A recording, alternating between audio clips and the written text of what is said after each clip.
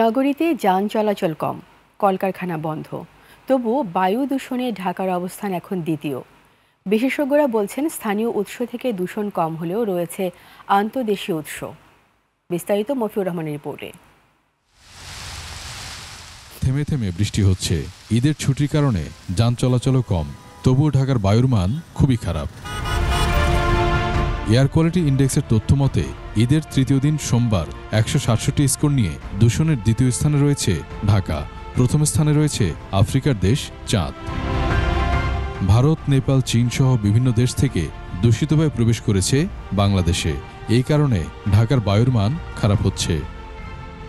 জীবন অবাক না করলে কে করবে? 28% মিল্ক ফ্যাটের অবাক করার সাথে ফ্রেশ মিল্ক পাউডার। জীবন অবাক করুক প্রতিদিন। প্রতিবেশী রাষ্ট্রের দূষিত বায়ু বাংলাদেশে প্রবেশের মাধ্যমে এখানকার বায়ু দূষণের একটি শক্তিশালী কারণ হতে পারে।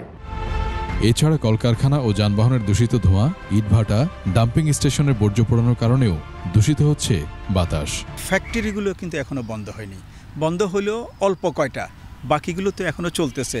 সেটা ঢাকার ভিতরেও আছে, ঢাকার বাইরেও আছে।